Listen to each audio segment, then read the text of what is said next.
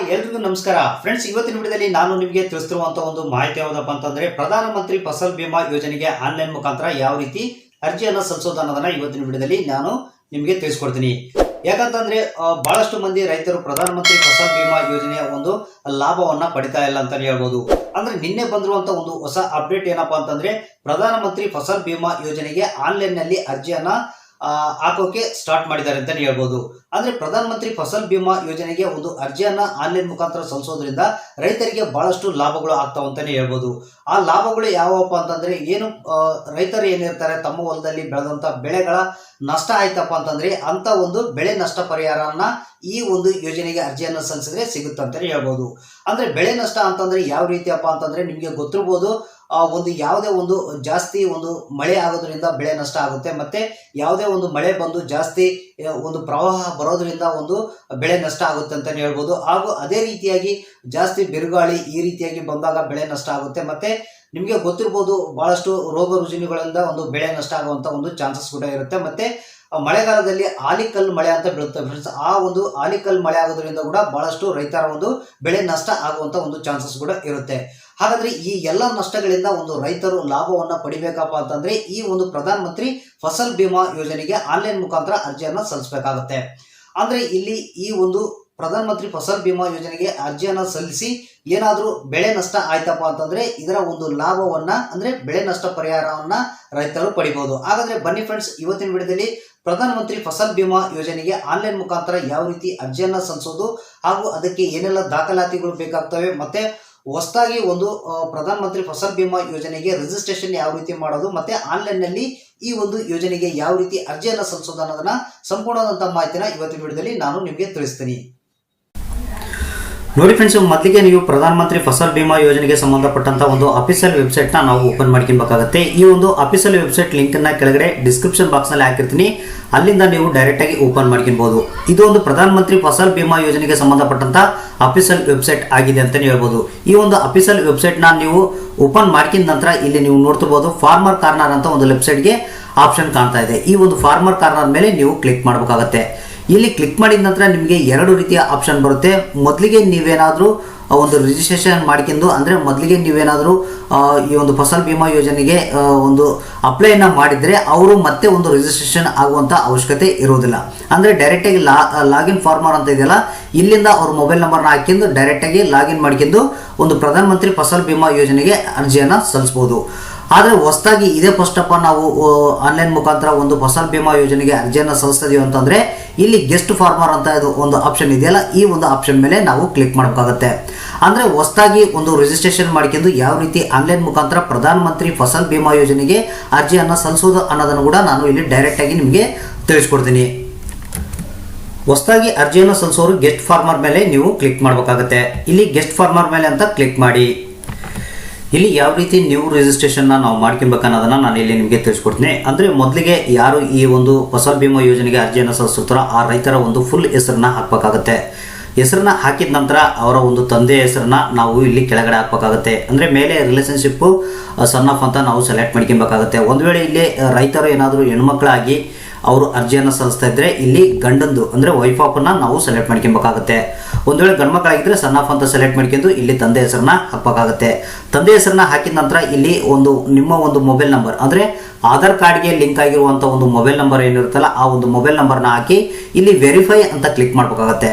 Verify ಅಂತ click ಮಾಡಿದ್ರೆ ನಿಮ್ಮ ಒಂದು ಅಲ್ಲಿ ನಿಮ್ಮ ಕೊಟ್ಟಂತ ಒಂದು ಮೊಬೈಲ್ ನಂಬರ್ಗೆ OTP ಬರುತ್ತೆ. ಆ OTP ನ ಹಾಕಿ ನೀವು ಇಲ್ಲಿ ಸಬ್ಮಿಟ್ ಅಂತ ಮಾಡಿದ್ರೆ ವೆರಿಫೈ ಸಕ್ಸಸ್ಫುಲಿ ಅಂತ ಬರುತ್ತೆ. ನಂತರ ಅರ್ಜಿದಾರ ಅಂದ್ರೆ ಏನು ಫಸಲ್ ಬಿಮಾ ಯೋಜನೆಗೆ ಒಂದು ಅರ್ಜಿಯನ್ನು ಸಲ್ಲಿಸುತ್ತಾರೋ ಅವರ ಒಂದು ಏಜ್ ಎಷ್ಟಿದೆ ಅನ್ನೋದನ್ನ ನಾವು ಇಲ್ಲಿ ಹಾಕಬೇಕಾಗುತ್ತೆ. ನಂತರ ಅವರ ಒಂದು ಕೆಟಗರಿನ ಹಾಕಬೇಕಾಗುತ್ತೆ.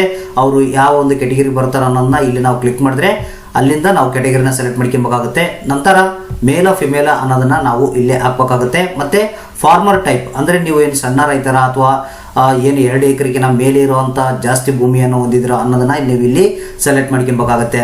ಯಾವುದಾದ್ರೂ ಒಂದನ್ನ ಸೆಲೆಕ್ಟ್ ಮಾಡ್ಕೊಳ್ಳಿ. ನಂತರ ಫಾರ್ಮರ್ ಕ್ಯಾಟಗರಿ ಅಂತ ಕೇಳುತ್ತೆ. ಅಂದ್ರೆ ನಿಮ್ಮ ಒಂದು ಜಮೀನು ನೀವು ಸ್ವಂತದಾಗಿ ಹೊಂದಿದ್ದೀರಾ ಅಥವಾ ಲೀಸ್ಗೆ ಇಕ್ಕಿಂದು ಏನು ಉಳುಮೆಯನ್ನು ಅಥವಾ ಕೃಷಿಯನ್ನ ಮಾಡ್ತಾ ಇದ್ದೀರಾ ಅನ್ನೋದನ್ನ ಹಾಕ್ಬೇಕು. ಅಥವಾ ಮತ್ತೆ ಏನು ಷೇರು ಬೆಳೆಗಾರರ ಅನ್ನೋದನ್ನ ನೀವು ಯಾವುದಾದ್ರೂ ಒಂದನ್ನ ಇಲ್ಲಿ ನೀವು ಸೆಲೆಕ್ಟ್ ಮಾಡ್ಕೊಬೇಕಾಗುತ್ತೆ. ಇಲ್ಲಿ ಸೆಲೆಕ್ಟ್ ಮಾಡ್ಕೊಂಡ ನಂತರ ನೀವು ಮತ್ತೆ ಕೆಳಗಡೆ ಬರಬೇಕಾಗುತ್ತೆ. ಕೆಳಗಡೆ ಬಂದರೆ ನಿಮಗೆ ಒಂದು ರೆಸಿಡೆಂಟ್ ಡೀಟೇಲ್ಸ್ ಕೇಳುತ್ತೆ, ಅಂದರೆ ಅಡ್ರೆಸ್ ಬಗ್ಗೆ ನಿಮ್ಮ ಒಂದು ಸ್ಟೇಟನ್ನು ಸೆಲೆಕ್ಟ್ ಮಾಡ್ಕೊಳ್ಳಿ, ಮತ್ತು ನಿಮ್ಮ ಒಂದು ಡಿಸ್ಟಿಕ್ಕನ್ನು ಸೆಲೆಕ್ಟ್ ಮಾಡ್ಕೊಳ್ಳಿ, ಮತ್ತು ನಿಮ್ಮ ಒಂದು ಸಬ್ ಡಿಸ್ಟಿಕ್ಕನ್ನು ನೀವು ಸೆಲೆಕ್ಟ್ ಮಾಡ್ಕೊಬೇಕಾಗುತ್ತೆ. ಸಬ್ ಡಿಸ್ಟಿಕ್ ಅಂತಂದರೆ ನಿಮ್ಮ ಒಂದು ತಾಲೂಕನ್ನು ನೀವು ಸೆಲೆಕ್ಟ್ ಮಾಡ್ಕೊಬೇಕಾಗುತ್ತೆ. ನಂತರ ನಿಮ್ಮ ಒಂದು ವಿಲೇಜನ್ನು ನೀವು ಸೆಲೆಕ್ಟ್ ಮಾಡ್ಕೊಳ್ಳಿ. ನಂತರ ಅಡ್ರೆಸ್ಸನ್ನು ಹಾಕಬೇಕಾಗುತ್ತೆ. ಕರೆಕ್ಟಾಗಿ ಆಧಾರ್ ಕಾರ್ಡ್ನಲ್ಲಿ ಏನು ಯಾವ ರೀತಿ ಅಡ್ರೆಸ್ ಇದೆ ಅದೇ ರೀತಿಯಾಗಿ ಒಂದು ಅಡ್ರೆಸ್ನ ಹಾಕಬೇಕಾಗುತ್ತೆ. ನಂತರ ಒಂದು ಪಿನ್ ಕೋಡ್ನ ಹಾಕಿ, ನಂತರ ಇಲ್ಲಿ ನಿಮಗೆ ಫಾರ್ಮರ್ ಐ ಡಿ ಅಂತ ಕೇಳುತ್ತೆ. ಫಾರ್ಮರ್ ಐ ಡಿ ಅಂತಂದರೆ ಯು ಐ ಡಿ ಅಂತ ಸೆಲೆಕ್ಟ್ ಮಾಡ್ಕೊಳ್ಳಿ.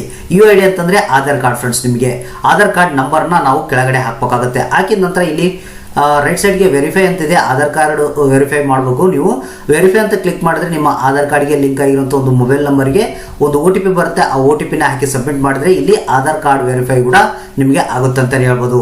ಅದು ಆದ ನಂತರ ನಿಮಗೆ ಇಲ್ಲಿ ಅಕೌಂಟ್ ಡೀಟೇಲ್ಸ್ನ ನಾವು ಹಾಕಬೇಕಾಗುತ್ತೆ. ಇಲ್ಲಿ ಎಸ್ ಅಂತ ನೀವು ಸೆಲೆಕ್ಟ್ ಮಾಡ್ಕೊಳ್ಳಿ.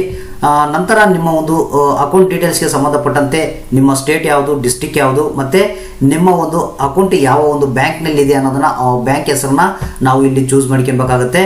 ನಂತರ ನಿಮ್ಮ ಒಂದು ಬ್ಯಾಂಕ್ ಯಾವುದು, ಯಾವ ಒಂದು ಬ್ರಾಂಚ್ನಲ್ಲಿದೆ, ಅಂದರೆ ಯಾವ ಊರಿನಲ್ಲಿದೆ ಅದನ್ನು ನಾವು ಇಲ್ಲಿ ಕ್ಲಿಕ್ ಮಾಡಿದ್ರೆ ನಿಮಗೆ ಡೀಟೇಲ್ಸ್ ಬರುತ್ತೆ. ಆ ಒಂದು IFSC ಕೋಡ್ ಪ್ರಕಾರ ನೀವು ನೋಡ್ಕೊಂಡು ಇಲ್ಲಿ ಸೆಲೆಕ್ಟ್ ಮಾಡ್ಕೊಬೇಕಾಗುತ್ತೆ. ನಂತರ ನಿಮ್ಮ ಒಂದು ಬ್ಯಾಂಕ್ ಅಕೌಂಟ್ ನಂಬರ್ನ ಹಾಕಬೇಕಾಗುತ್ತೆ. ಹಾಕಿ ಮತ್ತೆ ಕೆಳಗಡೆ ಮತ್ತೆ ಕನ್ಫರ್ಮ್ ಅಕೌಂಟ್ ನಂಬರ್, ಅಂದರೆ ಅದೇ ಸೇಮ್ ಅಕೌಂಟ್ ನಂಬರ್ನ ನೀವು ಹಾಕಬೇಕಾಗುತ್ತೆ. ಇಷ್ಟೆಲ್ಲ ಹಾಕಿದ ನಂತರ ನಾವು ಮತ್ತೆ ಕೆಳಗಡೆ ಬಂದರೆ ನಿಮಗೆ ಇಲ್ಲಿ ಕ್ಯಾಪ್ಚರ್ ಕೋಡ್ ಇರುತ್ತೆ. ಕ್ಯಾಪ್ಚರ್ ಕೋಡ್ನ ಹಾಕಬೇಕಾಗುತ್ತೆ ಫ್ರೆಂಡ್ಸ್. ಕ್ಯಾಪ್ಚರ್ ಕೋಡ್ನ ಹಾಕಿ ಇಲ್ಲಿ ಕ್ರಿಯೇಟ್ ಯೂಸರ್ ಅಂತ ಇದೆಯಲ್ಲ, ಈ ಒಂದು ಕ್ರಿಯೇಟ್ ಯೂಸರ್ ಮೇಲೆ ಕ್ಲಿಕ್ ಮಾಡಬೇಕಾಗುತ್ತೆ. ನಂತರ ನಿಮಗೆ ಈ ರೀತಿಯಾಗಿ ನೀವು ಕೊಟ್ಟಂಥ ಒಂದು ಬ್ಯಾಂಕ್ ಡೀಟೇಲ್ಸು ಇಲ್ಲಿ ಆ್ಯಡ್ ಆಗಿ ಬರುತ್ತೆ ಅಂತಲೇ ಹೇಳ್ಬೋದು. ಅಂದರೆ ನಿಮಗೆ 3 ಸ್ಟೆಪ್ ಇರ್ತವೆ ಇಲ್ಲಿ ಪ್ರಧಾನಮಂತ್ರಿ ಫಸಲ ಬಿಮಾ ಯೋಜನೆಗೆ ಒಂದು ಅರ್ಜಿಯನ್ನು ಸಲ್ಲಿಸಬೇಕಾದ್ರೆ. ಮೊದಲು ರಿಜಿಸ್ಟ್ರೇಷನ್ನು, ಆಮೇಲೆ ಬ್ಯಾಂಕ್ ಡೀಟೇಲ್ಸು ಮತ್ತು ಕ್ರಾಪ್ ಡೀಟೇಲ್ಸ್ ಅಂತ. ಇಲ್ಲಿ ಮೊದಲೇದು ಸ್ಟೆಪ್ ಮುಗಿದಿದೆ, ಅಂದರೆ ಹೊಸದಾಗಿ ಯಾರು ರಿಜಿಸ್ಟ್ರೇಷನ್ ಮಾಡ್ಕೊಂಡಿರ್ತಾರೆ ಅವ್ರದ್ದು ಒಂದು ಮೊದಲೇ ಸ್ಟೆಪ್ ಮುಗಿದಿದೆ. ಎರಡನೇ ಸ್ಟೆಪ್ ಅಂತಂದರೆ ಇಲ್ಲಿ ಬ್ಯಾಂಕ್ ಡೀಟೇಲ್ಸ್, ಅಂದರೆ ನೀವು ಕೊಟ್ಟಂಥ ಒಂದು ಬ್ಯಾಂಕ್ ಡೀಟೇಲ್ಸ್ನ ಅದೇ ಒಂದು ಬ್ಯಾಂಕ್ ಡೀಟೇಲ್ಸ್ನ ನೀವು ಮತ್ತೆ ಫಸಲ್ ಬಿಮಾ ಯೋಜನೆಗೆ ಕೊಡ್ತಾ ಇದ್ರೆ ಇಲ್ಲಿ ಒಂದು ರೌಂಡ್ ಮಾರ್ಕ್ ಇದೆ, ಇದನ್ನು ನೀವು ಸೆಲೆಕ್ಟ್ ಮಾಡ್ಕೊಬೇಕಾಗುತ್ತೆ.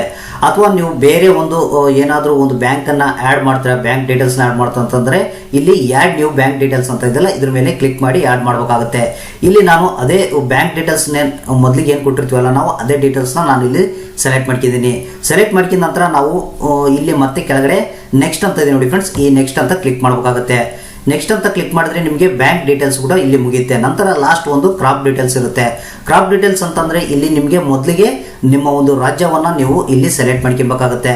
ನಂತರ ಇಲ್ಲಿ ನೋಡೋದಾಯ್ತಪ್ಪ ಅಂತಂದರೆ ನಿಮಗೆ ಸ್ಕೀಮನ್ನು ಸೆಲೆಕ್ಟ್ ಮಾಡ್ಕೊಬೇಕಾಗುತ್ತೆ. ಅಂದರೆ ಪ್ರಧಾನಮಂತ್ರಿ ಫಸಲ್ ಬಿಮಾ ಯೋಜನಾ ನಾವು ಸ್ಕೀಮ್ ಏನಿರುತ್ತಲ್ಲ ಅದನ್ನು ಸೆಲೆಕ್ಟ್ ಮಾಡ್ಕೊಬೇಕಾಗುತ್ತೆ. ಮತ್ತು ಸ್ಕೀಮನ್ನು ಸೆಲೆಕ್ಟ್ ಮಾಡ್ಕಿದ ನಂತರ ಕೆಳಗಡೆ ಸೀಸನ್ ಅಂತ ಬರುತ್ತೆ. ಸೀಸನ್ ಅಂತಂದರೆ ನಿಮಗೆ ಯಾವುದು ಖಾರಿಫಾ ಅಥವಾ ರಾಬಿ ಅನ್ನೋದನ್ನು ಸೆಲೆಕ್ಟ್ ಮಾಡ್ಕೊಬೇಕಾಗುತ್ತೆ. ಮತ್ತು ವರ್ಷವನ್ನು, ಅಂದರೆ ಯಾವ ಇಯರ್ನಲ್ಲಿ ನೀವು ಈ ಅರ್ಜಿಯನ್ನು ಸಲ್ಲಿಸ್ತಾ ಇದ್ದೀರಾ ಅನ್ನೋದನ್ನು ಹಾಕಬೇಕಾಗುತ್ತೆ. ನಂತರ ಕೆಳಗಡೆ ಬಂದರೆ ನಿಮಗೆ ಲ್ಯಾಂಡ್ ಡೀಟೇಲ್ಸ್ ಕೇಳುತ್ತೆ. ಲ್ಯಾಂಡ್ ಡೀಟೇಲ್ಸ್ ಅಂತಂದರೆ ನಿಮಗೆ ಒಂದು ನಿಮ್ಮ ಒಂದು ಪಾಣಿಯನ್ನು ತಗೊಂಡು ನೀವು ಪಾಣಿಯಲ್ಲಿರುವಂಥ ಒಂದು ಕಾಸರ ನಂಬರು ಮತ್ತು ಎಷ್ಟು ಎಕರೆ ಇದೆ ಅನ್ನೋದನ್ನು ಡೀಟೇಲಾಗಿ ಹಾಕಿದರೆ ನಿಮಗೆ ಅಲ್ಲಿ ನಿಮ್ಮ ಒಂದು ಬೆಳೆ ಯಾವುದು ಅನ್ನೋದನ್ನು ಸಂಪೂರ್ಣವಾದಂಥ ಮಾಹಿತಿನ ತುಂಬಬೇಕಾಗುತ್ತೆ. ನೀವು ತುಂಬಿದ ನಂತರ ನಿಮಗೆ ಎಷ್ಟು ಪ್ರೀಮಿಯಮ್ನ ನೀವು ಕಟ್ಟಬೇಕಾಗುತ್ತೆ ಮತ್ತು ನಿಮಗೆ ಬೆಳೆ ನಷ್ಟ ಆದರೆ ಎಷ್ಟು ಅಮೌಂಟ್ ಬರುತ್ತೆ ಅನ್ನೋದನ್ನು ನಿಮಗೆ ಇಲ್ಲಿ ಶೋ ಆಗುತ್ತೆ. ಇಷ್ಟೆಲ್ಲ ನೀವು ಫುಲ್ಫಿಲ್ ಮಾಡಿದ ಮೇಲೆ ಇಲ್ಲಿ ನೆಕ್ಸ್ಟ್ ಅಂತ ಕ್ಲಿಕ್ ಮಾಡಬೇಕಾಗುತ್ತೆ. ನೆಕ್ಸ್ಟ್ ಅಂತ ಕ್ಲಿಕ್ ಮಾಡಿದರೆ ನಿಮಗೆ ಒಂದು ಆನ್ಲೈನ್ ಪೇಮೆಂಟ್ ಆಪ್ಷನ್ ಬರುತ್ತೆ. ಆನ್ಲೈನ್ ಪೇಮೆಂಟ್ ಅಂತಂದರೆ ಡೆಬಿಟ್ ಕಾರ್ಡ್ ಅಥವಾ ಕ್ರೆಡಿಟ್ ಕಾರ್ಡ್ ಅಥವಾ ನೆಟ್ ಬ್ಯಾಂಕಿಂಗ್ ಮುಖಾಂತರ ನೀವು ಪೇಮೆಂಟನ್ನು ಮಾಡಿದರೆ ಒಂದು ನಿಮಗೆ ಏನು ಫಸಲ್ ಬಿಮಾ ಯೋಜನೆಗೆ ಒಂದು ಅರ್ಜಿಯನ್ನು ಸಲ್ಲಿಸಿರ್ತಿರಲ್ಲ ಅದರ ಒಂದು ಅಪ್ಲಿಕೇಶನ್ ಬರುತ್ತೆ ಅಂತಲೇ ಹೇಳ್ಬೋದು. ಆ ಒಂದು ಅಪ್ಲಿಕೇಶನ್ನ ಪ್ರಿಂಟ್ಔಟ್ನ ತಗೊಳ್ಬೋದು ಮತ್ತು ಅಪ್ಲಿಕೇಶನ್ ನಂಬರ್ನ ನೀವು ಬರೆದಿಟ್ಕೊಬೇಕಾಗುತ್ತೆ. ಈ ರೀತಿಯಾಗಿ ಒಂದು ಆನ್ಲೈನ್ ಮುಖಾಂತರ ಫಸಲ್ ಬಿಮಾ ಯೋಜನೆಗೆ ಅರ್ಜಿಯನ್ನು ನೀವು ಸಲ್ಲಿಸ್ಬೋದು. ನಂತರ ನೀವು ಸಲ್ಲಿಸಿದಂಥ ಒಂದು ಅಪ್ಲಿಕೇಶನ್ನ ಸ್ಟೇಟಸನ್ನು ಚೆಕ್ ಮಾಡ್ಬೇಕಂತಂದರೆ ಈ ಒಂದು ಅಫಿಷಿಯಲ್ ವೆಬ್ಸೈಟ್ನ ಓಪನ್ ಮಾಡ್ಕೊಂಡು ಇಲ್ಲಿ ಅಪ್ಲಿಕೇಶನ್ ಸ್ಟೇಟಸ್ ಅಂತ ಇದೆ, ಅದರ ಮೇಲೆ ನೀವು ಕ್ಲಿಕ್ ಮಾಡಿ ಇಲ್ಲಿ ನಿಮ್ಮ ಒಂದು ರಿಸಿಪ್ಟ್ ನಂಬರ್ನ ಹಾಕಬೇಕಾಗುತ್ತೆ. ರಿಸಿಪ್ಟ್ ನಂಬರ್ನ ಹಾಕಿ ಇಲ್ಲಿ ಕ್ಯಾಪ್ಚರ್ ಕೋಡ್ನ ಹಾಕಿ ನಂತರ ಚೆಕ್ ಸ್ಟೇಟಸ್ ಅಂತ ನೀವು ಕ್ಲಿಕ್ ಮಾಡಬೇಕಾಗತ್ತೆ. ಆವಾಗ ನಿಮಗೆ ನಿಮ್ಮ ಒಂದು ಹಾಕಿದಂಥ ಅಪ್ಲಿಕೇಶನ್ ಯಾವ ಸ್ಥಿತಿಯಲ್ಲಿ ಇದೆ ಅನ್ನೋದು ಕೂಡ ನಿಮಗೆ ಗೊತ್ತಾಗುತ್ತೆ ಅಂತಲೇ ಹೇಳ್ಬೋದು. ನಂತರ ಇಲ್ಲಿ ನಿಮಗೆ ಈ ಒಂದು ಪ್ರಧಾನಮಂತ್ರಿಯವರ ಫಸಲ್ ಬಿಮಾ ಯೋಜನೆಗೆ ಸಂಬಂಧಪಟ್ಟಂತೆ ಏನೇ ಡೌಟ್ಸ್ ಇತ್ತಪ್ಪ ಅಂತಂದ್ರೆ ಕೂಡ ಇಲ್ಲಿ ಕೆಲವೊಂದು ಹೆಲ್ಪ್ಲೈನ್ ನಂಬರ್ ಅಥವಾ ಟೆಕ್ನಿಕಲ್ ಸಂಬಂಧಪಟ್ಟಂತೆ ಒಂದು ಸಪೋರ್ಟಿಂಗ್ ಇವು ಇದ್ದಾವೆ. ನಿಮಗೆ ನೋಡ್ತಿರ್ಬೋದು ಇಲ್ಲಿ ಏನೇ ಡೌಟ್ಗಳಿತ್ತಪ್ಪ ಅಂತಂದರೆ ಬಗೆಹರಿಸೋಕೆ ನಿಮಗೆ ಹಲವಾರು ಆಪ್ಷನ್ಗಳಿದೆ ಅಂತಲೇ ಹೇಳ್ಬೋದು. ಇಲ್ಲಿ ಟೆಕ್ನಿಕಲ್ ಗ್ರಾವೆನ್ಸ್ ಅಂತ ಒಂದು ಆಪ್ಷನ್ ಇದೆ, ಇದ್ರ ಮೇಲೆ ಕ್ಲಿಕ್ ಮಾಡಿದ್ರೆ ನಿಮಗೆ ನಿಮ್ಮ ಒಂದು ಹೆಸರನ್ನ ಹಾಕಬೇಕಾಗುತ್ತೆ, ಮೊಬೈಲ್ ನಂಬರ್ನ ಹಾಕಬೇಕಾಗುತ್ತೆ ಮತ್ತು ಮೇಲ್ ಐ ಡಿನ ಹಾಕಿ ಇಲ್ಲಿ ಕಮೆಂಟ್ ಬಾಕ್ಸ್ನಲ್ಲಿ ನಿಮಗೆ ಏನಾದರೂ ಸಮಸ್ಯೆ ಇತ್ತಪ್ಪ ಅಂತಂದರೆ ನಿಮ್ಮ ಒಂದು ಸಮಸ್ಯೆಯನ್ನು ಕಮೆಂಟ್ ಮಾಡಿ ಕ್ಯಾಪ್ಚರ್ ಕೋಡ್ನ ಹಾಕಿ ಇಲ್ಲಿ ಸಬ್ಮಿಟ್ ಅಂತ ಮಾಡಬೇಕಾಗುತ್ತೆ. ಅಂದರೆ ನಿಮ್ಮ ಒಂದು ಸಮಸ್ಯೆಗೆ ಅವರು ರಿಪ್ಲೈ ಮಾಡ್ತಾರೆ ಅಂತಲೇ ಹೇಳ್ಬೋದು. ನಂತರ ಹೆಲ್ಪ್ಲೈನ್ ನಂಬರ್ ಕೂಡ ಇಲ್ಲಿ ನೀವು ನೋಡ್ತಿರ್ಬೋದು.